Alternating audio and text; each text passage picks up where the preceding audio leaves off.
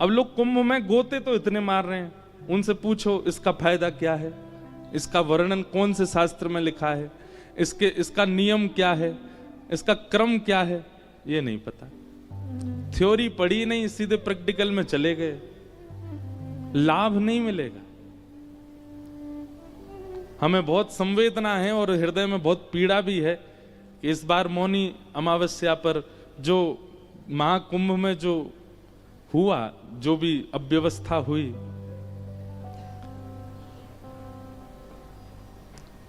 अब पता है उस अव्यवस्था का कारण क्या था? सबको त्रिवेणी जहां संगम होता वहीं नहाना है।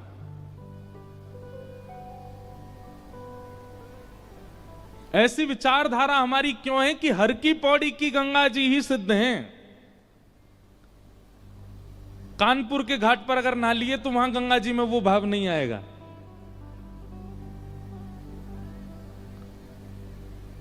ये विचारधारा हमारी क्यों? और ये हमारी केवल गंगा के प्रति नहीं है, हमें अपने घर के ठाकुर जी में कम विश्वास है, वृंदावन बिहारी लाल में ज्यादा है। अपने घर के ठाकुर जी, उनको एक बार को सेवा ना करें चलेगा, पर वृंदावन जाए तो बिहारी जी दर्शन जरूर होने चाहिए। दोनों समान हैं। ये समत्व कब आएगा? जब सत्संग अतीत हो, जब आपकी थ्योरी बढ़िया होगी तो प्रैक्टिकल अच्छा जाएगा ही। इसलिए हमारा आपसे निवेदन है, हम लोग बहुत धनवान हैं। सनातन धर्मावली हमारे लिए इतने शास्त्र प्रकट करके गए हैं श्री वेदव्यास जी महाराज। किसी एक शास्त्र को जीवन भर के लिए एक शास्त्र को प्रदान कर दीजिए, आपसे ज्यादा प्रसन्न व्यक्ति कोई नहीं होगा जीवन में। किसी एक शास्त्र को पूरा जीवन दे दीजिए, बस उस शास्त्र की कही मानिए बस। और सबसे सरल मानस जी हैं, रामचरित्र मानस। हमारे मध्य प्रदेश में और पूर्वी उत्तर प्रदेश में तो मानस जी का पाठ घर घर में होता है। उन्हीं का आश्रय ले लीजिए। जब तक आप ग्रंथाकार का आश्रय नहीं लेंगे, आपको मूर्ति आकार ठाकुर जी में भाव उत्पन्न नहीं कर पाओगे आप। तो एक ब्राह्मण थे काशी में, वो नित्य भागवत जी का पाठ करते थे। और भागवत जी के पाठ के पीछे उनका उद्देश्य कोई पुण्य की प्राप्ति नहीं। सब लोग इधर देखो, इधर देखो, यहां देखो, ध्यानपूर्वक सुनो। चाहे ब्रह्मा जी आ जाए यहां पे, आपको देखना हमको ये। यत्र यत्र रघुनाथ कीर्तनम तत्र तत्र कृतमस्तकांजलिं वाष्पवारि परिपूर्ण लोचनम मारुतिम नमत राक्षसांतकम। एक बार हनुमान जी कथा सुन रहे थे। हनुमान जी कथा ही सुनते हैं। पूरी हनुमान चालीसा में गोस्वामी तुलसीदास जी महाराज ने सिंदूर चढ़ाने का वर्णन नहीं किया, लड्डू के भोग का वर्णन नहीं किया। इसका मतलब ये नहीं कि नहीं करो, करना है, सिंदूर चढ़ाना है, लड्डू का भोग लगाना है, अकहुआ के पत्ते चढ़ाने हैं, सब कुछ करना है। पर गोस्वामी जी ने एक भाव का वर्णन किया, क्या? प्रभु चरित्र सुनवे को रसिया। कथा सुनने के रसिया हैं हनुमान जी। तो एक बार हनुमान जी कथा सुन रहे थे और कथा में राम जी का इतना विरह हुआ हनुमान जी को कि दोनों भुजा उठा करके हनुमान जी रुदन करने लगे। राम जी से देखा नहीं गया।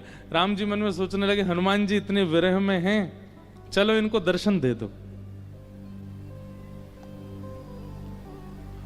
और राम जी महाराज तुरंत कथा में प्रकट हो गए और विरह आतुर हनुमान जी के कंधा पे हाथ रख करके और ऐसे उनको कहने लगे, अरे पवन पुत्र, अरे श्री हनुमंत लाल, देखो मैं आ गया। हनुमान जी महाराज भाव में रुदन कर रहे थे। जैसे ही स्पर्श किया राम जी ने तो नेत्र खुल गए। नेत्र खुल करके पीछे देखा, पीछे देख करके बोले, भगवान आप अभी क्यों आ गए? राम जी बोले, भैया तुम इतने भाव में रो रहे थे, हमने सोचा जाके तुमको दर्शन दे दें। हनुमान जी बोले, आपसे मेरी प्रार्थना है 2 घंटा बाद मिलिएगा, अभी कथा रह गई है 2 घंटा की, अभी कथा सुनने दो मेरे को, कथा के बीच में मत आइए आप। कथा अभी 2 घंटा और सुनने, तब तक बाहर खड़े रहिए आप। राम जी बोले अच्छा कथा इतनी प्रिय। हनुमान जी बोले इस कथा से ही तो आप मिलते हो, और जिस साधन से आप मिलो उस बीच में आप भी आ जाओगे तो हम आपको भी नहीं देखेंगे, हम तो पहले कथा श्रवण करेंगे। तो इसलिए कथा के बीच में इधर उधर नहीं, सब लोग इधर देखो, सावधानी से सुनो। तो कथा ही नहीं आगे बढ़ रही हमारी। एक ब्राह्मण थे काशी में, वो नित्य भागवत जी का पाठ करते थे। उनका और कोई काम नहीं, बस गंगा तट पर बैठ करके भागवत जी का पाठ करना।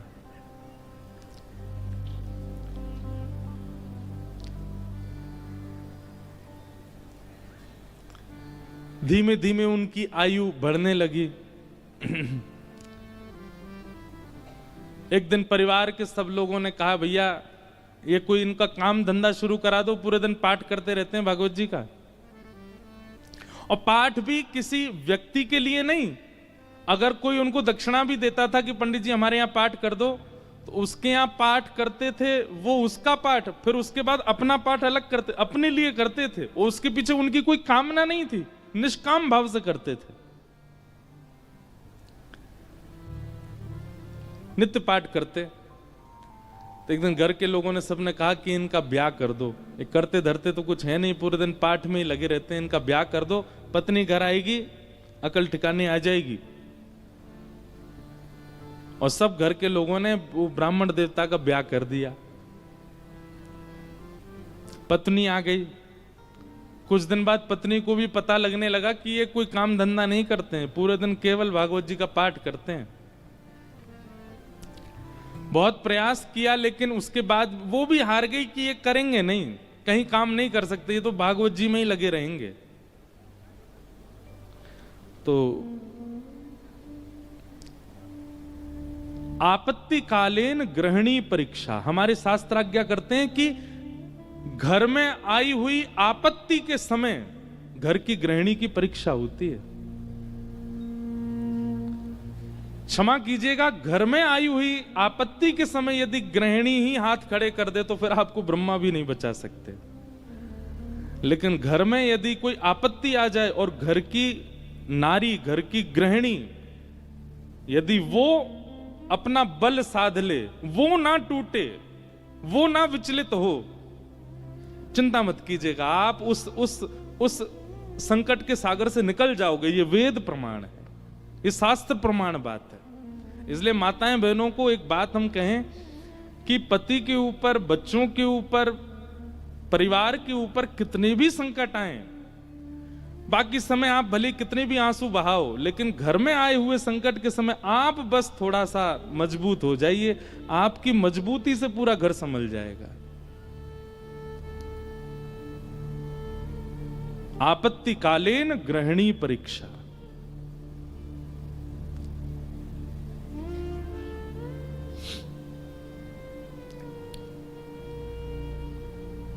पत्नी ने सोचा कि ये तो कुछ करते नहीं है, आगे हमारा वंश बढ़ेगा, बच्चे होंगे, कैसे चलेगा परिवार। तो फिर उनकी ब्राह्मण देवता की पत्नी ने आज्ञा ली, बोले आपकी आज्ञा हो तो मैं कुछ करूं कार्य, देवी तुमको जैसा अच्छा लगे।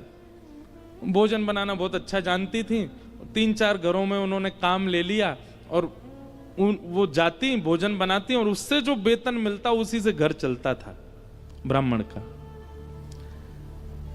ब्राह्मण और प्रसन्न हो गए, बोले और बढ़िया, वो और कुछ नहीं करना पड़ेगा, भागवत जी में लगे रहो, पाठ करते रहो। अब इसमें कई लोग ब्राह्मण को कहीं आलसी मत समझिएगा, ये बहुत बहुत बड़ी बात हम आपको बताएंगे, वो अंत में उसका निचोड़ निकल के आएगा। 2-3 बालक भी उनके हो गए, चल रहा था घर। एक बार की बात, कुछ संतों का काशी में आगमन हुआ, संत आते रहते हैं काशी में, पर असमय में आना हुआ, बिना समय के संतों का आना हुआ। और उन्होंने किसी से पूछा, बोले भैया हम 5-10 मूर्ति हैं, कहीं प्रसाद पाने के इच्छुक हैं, कोई वैष्णव परिवार हो तो हमको बताओ। तो एक राह चलते व्यक्ति ने उन्हीं ब्राह्मण का घर बता दिया, बोले यहाँ चले जाइए, यहाँ बहुत एक सेवानिष्ठ और बड़े शास्त्रों का अध्ययन करने वाले ब्राह्मण रहते हैं, इनके पास चले जाइए, आप ये प्रसाद पवा देंगे। संतों ने घर में प्रवेश किया। ब्राह्मण देवता तो अपने पाठ में लगे थे, भागवत जी का ही पाठ कर रहे थे, और उनकी पत्नी बच्चों को, पति को स्वयं प्रसाद आदि पा करके सारे बर्तन मांज करके उसने रखे ही थे। उसी समय संतों का आना हुआ और संतों ने आगे कहा, आओ बिटिया, हम 10 मूर्ति हैं, हम लोग अयोध्या से प्रयागराज जा रहे हैं, काशी बीच में पड़ा, किसी ने बताया आपका घर वैष्णव का है, बड़ी जोर की भूख लगी, ठाकुर जी को प्रसाद पवाओ और प्रसाद पवा के हम लोगों को प्रसाद बांट दो। ब्राह्मणी बेचारी बड़ी प्रसन्न हो गई कि मेरे घर आज संत पधारे हैं प्रसाद पाने। तुरंत उसने जाकर के रसोई घर में सामग्रियां देखी। सामग्री इतनी थी नहीं कि उन सबको पवाया जा सके। दौड़ी दौड़ी अपने कक्ष में गई, जाकर के अपने जो उसका धन वो कमाती थी उसको जाकर के देखा कि जाऊं लेकर के आऊं, तो वह भी इतना नहीं था कि उन 10 महापुरुषों की सेवा हो सके। और ब्राह्मण का एक स्वभाव है कि और अगर ये स्वभाव किसी ब्राह्मण में नहीं है तो वो ध्यान से सुने, ये ब्राह्मण का स्वभाव होना चाहिए। ब्राह्मण दान मिले तो लेने का अधिकारी होता है, पर मांगने का अधिकारी नहीं है। मांगे ना, ब्राह्मण का स्वाभिमान है, वो मांगता नहीं है और मांगना चाहिए भी नहीं। अब वो कभी रसोई में जाए, कभी कक्ष में जाए, कभी एकांत में बैठ के सोचे मैं क्या करूं, संत पधारे हैं घर पर, कैसे प्रसाद पवाऊं, क्या व्यवस्था करूं, कुछ लाऊं, कभी ऊपर कुछ ढूंढे, कुछ मिल जाए, कुछ भुजिया मिले, नमकीन मिले, कुछ तो मिले, कुछ तो दूं, पर कोई व्यवस्था नहीं बन पाई। बार बार उसको यहां से वहां घूमते देख संत समझ गए कि हम गलत समय पे आ गए हैं। मुखमंडल बता देता है कई बार, और वे सब संत अपने अपने आसन लेके उठ गए, चिमटा कमंडल लेकर के, बिटिया सुनो सुनो सुनो सुनो, हमको ना प्रयाग पहुंचना है, विलंब हो रहा है, फिर आएंगे, अपना ही घर है, क्या दिक्कत है, तुम आराम करो, हाँ हम जाते हैं। और उस ब्राह्मणी के मन में वही आ रहा था, जब ये कक्ष मेरे घर में घुसे, इन्होंने घुसते ही क्या कहा था कि हम बहुत भूखे हैं, ठाकुर जी को भोग लगा के प्रसाद पवा, और ये भूखे ही जा रहे हैं और मैं कुछ नहीं कर पा रही। नेत्र सजल हो गए उसके, अत्यंत पीड़ा में आ गई। आज तक तो अपने पति से कुछ कहा नहीं था, पर आज कक्ष में प्रवेश करके ताम्रवर्ण आंखों का हो रहा था और बस चिल्लाने लगी, बोले तुमसे ब्याह किया मैंने, आपने जैसे चाहा वैसे रही मैं, आप नहीं करते कुछ तो घर घर जाके प्रसाद बना करके घर चलाती हूं मैं भूखी रह जाऊं, बच्चे भूखे रहें, आप भी भूखे रह जाते हैं तो भी इतनी पीड़ा मुझको नहीं होती है। पर आज संत पधारे थे हमारे यहां, महापुरुष पधारे थे हमारे यहां, कल्पवासी महात्मा आए थे हमारे यहां। वो अभागा दुर्भाग्यशाली घर है जहां से संत भूखे चले जाते हैं, निराश चले जाते हैं, और आप पूरे दिन ये भागवत जी में लगे रहते हो। अगर ये भागवत कृष्ण हैं, अगर ये भागवत नारायण हैं, अगर ये भागवत साक्षात भगवान हैं, तो इन भागवत जी से कम इतनी उम्मीद तो हम रख सकते थे कि हमारे घर से संत भूखे नहीं जाते। क्या दिया भागवत जी ने हमें?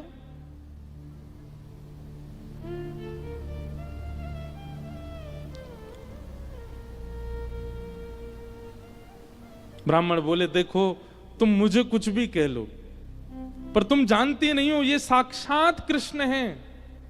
मैं क्यों बचपन से आज तक भागवत जी के उन्हीं 18,000 श्लोकों का मुझे कृष्ण दिखते हैं, मुझे लीला दिखती है, मुझे शामा शाम का नित्य विहार दिखता है भागवत जी में, इनके विषय में कुछ मत कहो। ब्राह्मणी को और गुस्सा आ गया, भागवत जी की पोथी उठा करके और ब्राह्मण की गोद में पटक दी। बोले सुनिए, ये उठाइए भागवत जी और निकलिए, मैं अपना घर चला लूंगी, अपने बच्चों को पाल लूंगी, आप जिस समय भागवत जी को त्यागने का संकल्प ले लें, तब लौट करके आइएगा।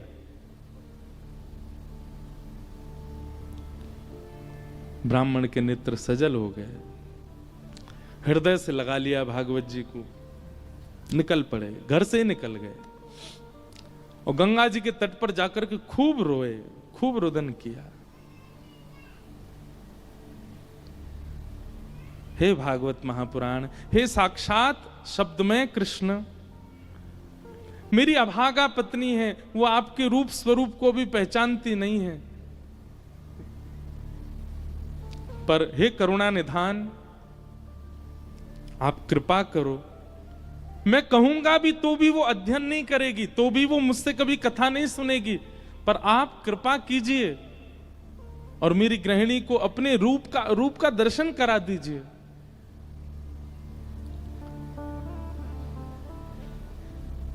प्रबल प्रेम के पाल पढ़कर हरि को नियम बदलते देखा,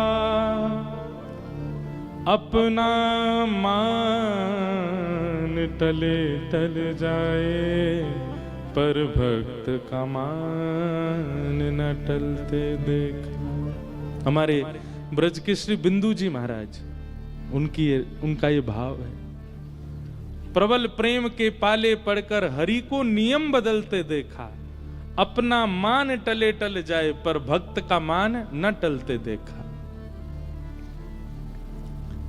इतने में ही नन्हे से कन्हैया, ऊंची धोती पहनी, घुटने घुटने तक, नीचे के पांव ठाकुर जी के दिखाई दे रहे हैं, उनमें सुंदर सुंदर कड़ूला पहने, कड़ूलान में भी छोटे छोटे घुंघरू लगे हैं, कमर में करधनी पहनी है, करधनी में भी छोटी छोटी घंटी लगी है, गले में सुंदर दो हार पहने हैं, हाथों में बाजूबंद ऐसे, हाथों में कड़ूला, और सिर पर एक स्वाफा बांध करके सांवरे सलोने कमल नेत्र ठाकुर जी प्रकट हो गए काशी में।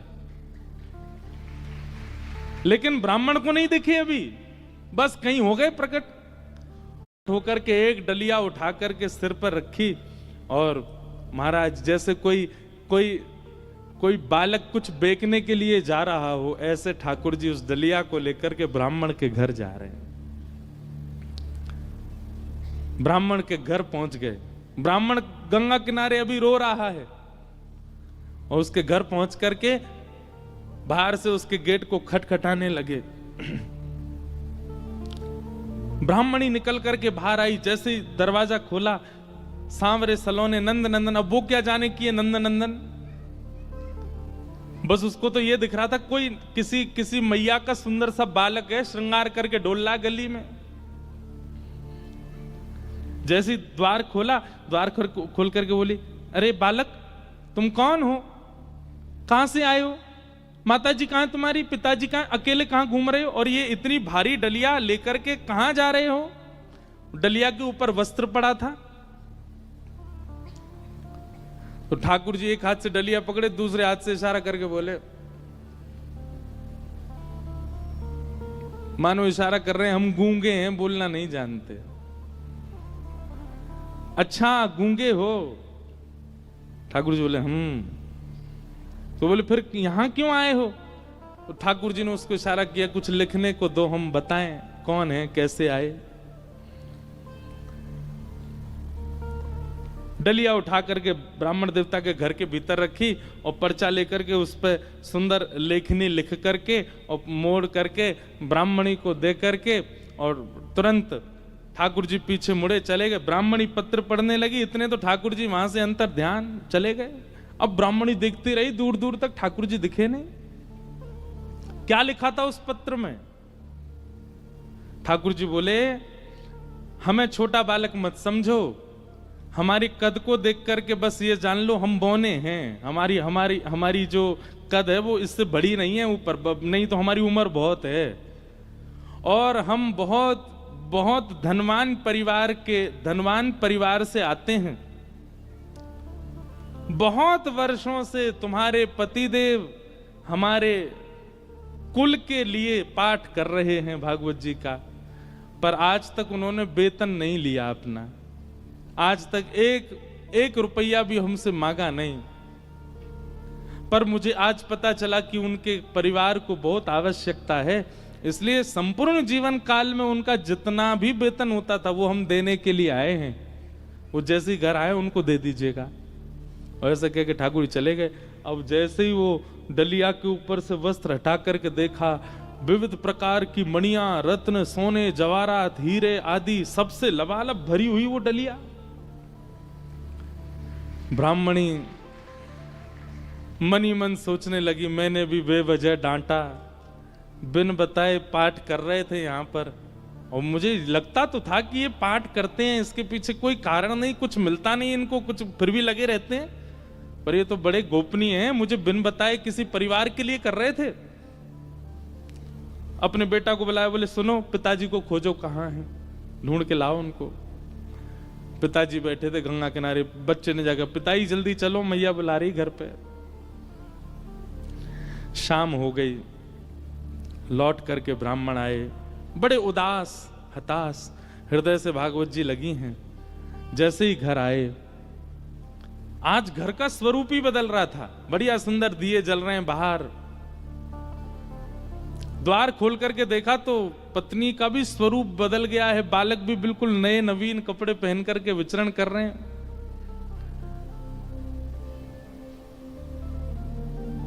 जैसी पतिदेव को आते देखा, ब्राह्मणी ने तुरंत आरती की, जल आदि छिड़काव करने लगी, खूब बलियां लेने लगी।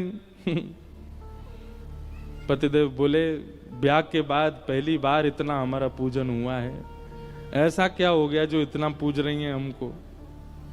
देवी, ये घर की रौनक हमको डांटने से, फटकारने से घर की रौनक बढ़ गई तुम्हारी?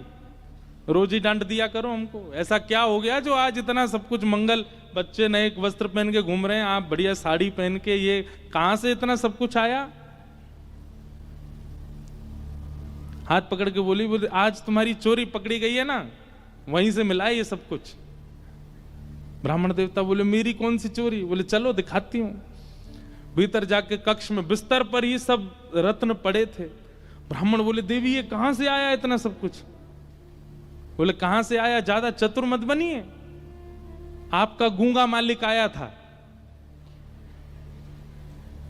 ब्राह्मण देवता बोले, गूंगा मालिक? मेरा गूंगा मालिक कौन? बोले बहुत छोटा सा था, पीली पीली धोती पहनी थी उसने, ऐसी सुंदर स्वाफा सिर पर बांध रखा था, ऐसे गदमदरा से उसके हाथ मोटे मोटे से, और इतने सुंदर उसका मुखमंडल, गाल बिल्कुल गुलाबी, आंखें बिल्कुल ऐसे कटाक्ष जैसी, और क्या सुंदर। ब्राह्मण देव बोले, नाम नहीं पूछा? बोले इशारा किया उसने कि मैं गूंगा हूं। वो तुमको कैसे पता फिर मेरा? बोले वो लिख के दे के गया। बोले कहां लिखा है, दिखाओ। जैसे ही पृष्ठ पत्र वो उनके ब्राह्मण के हाथ में दिया, अक्षर सब अंतर ध्यान हो चुके थे। देवी यहां तो कुछ भी नहीं लिखा है। ब्राह्मण बोली दिखाओ। ब्राह्मणी ने देखा तो वहां कुछ भी नहीं था।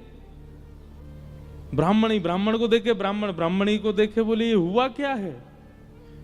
ब्राह्मण ने कहा सही से बताओ रूप कैसा था? बोले श्याम वर्ण था, कमल नेत्र थे, अधर बड़े मधुर थे, हस्तकमल और सर्वांगीण अंग ऐसा था कि मैं अभी तक भी उस छवि को भूल नहीं पा रही हूं। एक अद्भुत सी सुगंधी आ रही थी जब वे आए थे घर पर, और बहुत देर तक तो मैं उनके रूप का ही चिंतन करती रही। ब्राह्मण देव ज्यों ज्यों रूप का वर्णन सुने, त्यों त्यों नेत्रों से आंसू गिरते जाएं। तुरंत भागवत जी को खोला और खोल करके दसम स्कंद के वेणु गीत के श्लोक को उद्धृत करना प्रारंभ किया, और पत्नी से कहा मैं एक श्लोक की व्याख्या करूंगा, बताना ऐसा ही रूप था क्या? कि वरहा पीड़म नटवर वपु कर्णयो कर्णकारम विभ्रदवासः कनक कपिसं वै जयन्तीं च माला रन्ध्रान् वेणुअधर सुधया पूरयन् गोपवृन्दै वृन्दारण्यं स्वपद रमणम प्राविशद गीत कीर्ति। उन्होंने एक ही कान में कुंडल पहना था, एक ही कान में कन्नेर का पुष्प लगा था। ब्राह्मणी बोली हाँ हाँ, एक कान में कन्नेर का पुष्प था, गले में 2 स्वर्ण की माल और उसके साथ एक वैजंती माला थी। ब्राह्मणी बोली हाँ, उनके गले में वैजंती माला भी थी। पीतांबरी ऐसी चमक रही थी मानो सूर्य को भी लज्जा हो जाए। बोले हाँ, ऐसी ही उनकी पीतांबरी थी। नेत्र बंद हो रहे हैं और खुल रहे हैं। ये बंद होना खुलना, इसमें ऐसा लगता था कि मानो जैसे हम कहीं खो जाएंगे, हम कहीं डूब जाएंगे इनके रूप माधुरी में। बोले हाँ, ऐसा ही रूप था। ब्राह्मण तुरंत चरणों में गिर गए। देवी वो कोई और नहीं, साक्षात योगेश्वर कृष्ण आए थे, साक्षात वृंदावन चंद श्री ठाकुर जी आए थे। और वे तुमसे कह के गए कि मैंने बाल्यकाल से उनके घर के लिए पाठ किया। वो इसलिए कह के गए क्योंकि मैंने पाठ निष्काम भाव से किया, आज तक किसी कामना से नहीं किया। और निष्काम पाठ, निष्काम सेवा ठाकुर जी की लगती है, वो ठाकुर जी की ही हो जाती है। मेरे जीवन भर का पाठ का जो भी मूल्य होना चाहिए था, वो मूल्य देने के लिए ठाकुर जी आए थे। जगत मजूरी देत है, क्यों राखे भगवान। ठाकुर जी भी मजदूरी देते हैं सबकी, जो जैसी सेवा करता वैसी मजदूरी मिलती है उसको।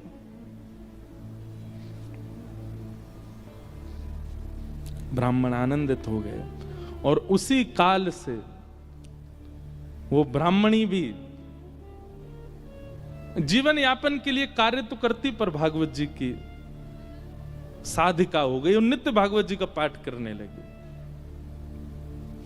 भागवत कोई ग्रंथ नहीं है, कोई किताब नहीं है, कोई पोथी नहीं है। और एक बात कह दूं तो कोई अतिशयोक्ति नहीं, पुराण से ऊंचा हमें शब्द मिला नहीं, इसलिए हम पुराण कहते हैं। श्रीमद् भागवत सचल श्री कृष्ण है, साक्षात कृष्ण है। आपको शायद राधा रमण जी के मंदिर में श्री कृष्ण की प्रतिमूर्ति, श्री कृष्ण का भाव का अनुभव ना हो, पर कथा में हो जाएगा। आपको शायद कभी वृंदावन में वो अनुभव ना हो जो कथा में हो जाएगा। क्यों? कथा में सचल शब्द के रूप में श्री कृष्ण विचरण करते हैं।